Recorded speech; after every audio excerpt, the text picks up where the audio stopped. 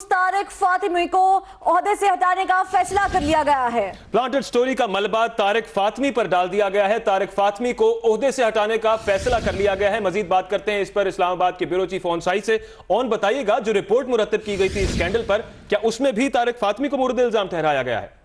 जी बिल्कुल, 3 महीने लगा के ये जो न्यूज स्कैंडल हुआ था, अंग्रेजी एक अखबार में खबर छपी थी पिछले साल, जो कि एक बड़ी अहम मीटिंग हुई थी पीएम हाउस में, और उसमें बहुत हाई लेवल के लोग शामिल थे, जिसमें वजीर आजम खुद शामिल थे और उनके जो है मिलिट्री की टॉप लीडरशिप शामिल थी, और जिसमें कुछ बातें हुई थी और उसको रिपोर्ट किया गया था एक अंग्रेजी अखबार में। और उसके बाद फिर जो मिलिट्री लीडरशिप है उसने बहुत स्ट्रांग उस पर रिएक्शन शो किया था। और अगर आपको याद हो तो पिछले साल अक्टूबर में कोर कमांडर कॉन्फ्रेंस में भी जो है इस बारे में बातचीत हुई थी और प्रेस रिलीज इशू की गई थी, जिसमें कहा गया था कि ये सिक्योरिटी ब्रीच है और इसकी इन्वेस्टिगेशन होनी चाहिए। तो इन्वेस्टिगेशन जो है वो हो रही थी। वजीर दाखिला ने एक कमेटी बनाई हुई थी जिसमें तमाम इंटेलिजेंस एजेंसीज के लोग शामिल थे, जिसमें फैक्ट्री एस्टेब्लिशमेंट शामिल थे, जिसमें और बहुत सारे लोग शामिल थे। उन्होंने बहुत सारे लोगों के इंटरव्यूज किए थे, लाहौर में इंटरव्यूज किए थे, इस्लामाबाद में इंटरव्यूज किए थे,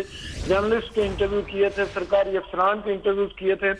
उसके बाद 3 माह के बाद ये रिपोर्ट आई थी पिछले महीने, जिसको चैनल 24 ने उस वक्त भी रिपोर्ट किया था कि इस न्यूज स्कैंडल की जो रिपोर्ट है वो तैयार कर ली गई है। और 3 महीने बाद इसकी सारी की सारी जिम्मेदारी, जो पहले कहा जा रहा था कि परवेज रशीद पर डाली गई थी और उनको ओहदे से हटा दिया गया था, उस रिपोर्ट में कहा गया था कि परवेज रशीद साहब से ज्यादा जो जिम्मेदारी है वो मशीर जो है वज़ीर आज़म के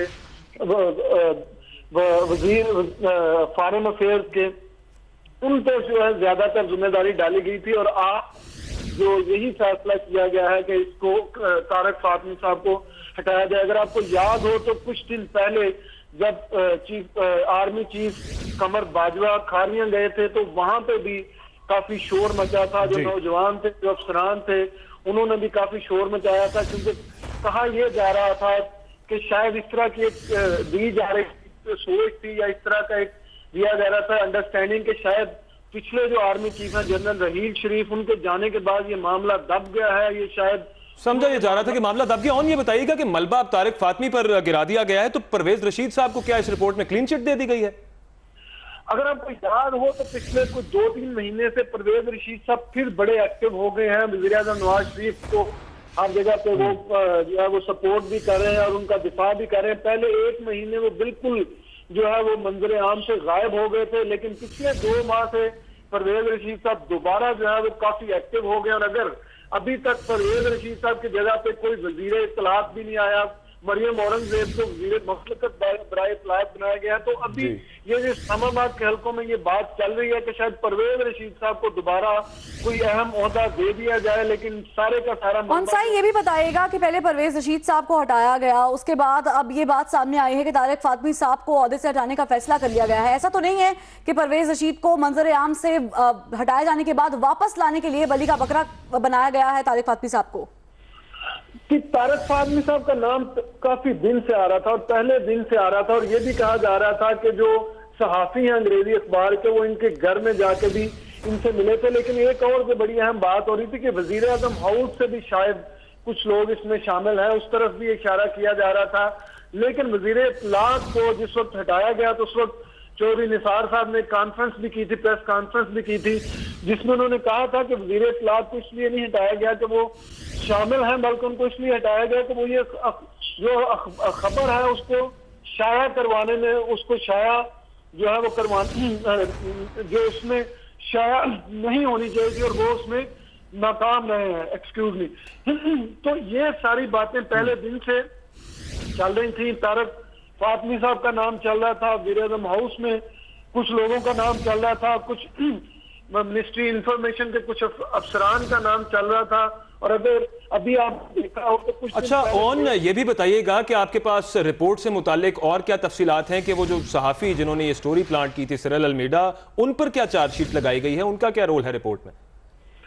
अभी तक उन पे कोई चार्जशीट नहीं लगाई गई। पहले उन पे पाबंदी लगाई गई थी कि वो पाकिस्तान से बाहर नहीं जा सकते, वो पाबंदी भी हटा ली गई थी। उसके बाद वो अमेरिका गए थे, अमेरिकन इलेक्शन भी कवर करके आए, और अब वो उन पे किसी किस्म का कोई अभी तक बार नहीं, और उनका मीडिया हाउस जो है, जो मीडिया ग्रुप है, वो उनके साथ खड़ा है बिल्कुल। वो अभी भी इस बात पे खड़े हैं कि उनकी जो स्टोरी थी। और ये बताइएगा किसी और का नाम भी शामिल किया गया है? जी, नाम जो है एक सरकारी अफसर हैं मिनिस्ट्री ऑफ इंफॉर्मेशन के, उनका भी नाम आ रहा था।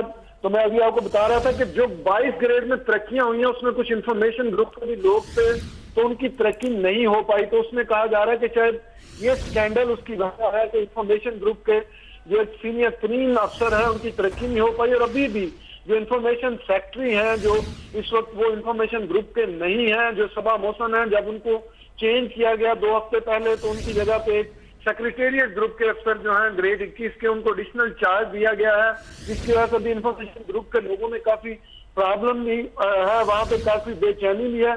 तो कुछ लोग, एक अफसर है इंफॉर्मेशन ग्रुप के, उनका नाम भी आ रहा है, लेकिन जो बातें हो रही थी पहले दिन से कि शायद वजीर आजम हाउस से भी कोई इसमें शामिल है। जी शुक्रिया ओन शाही, आपने अपडेट किया।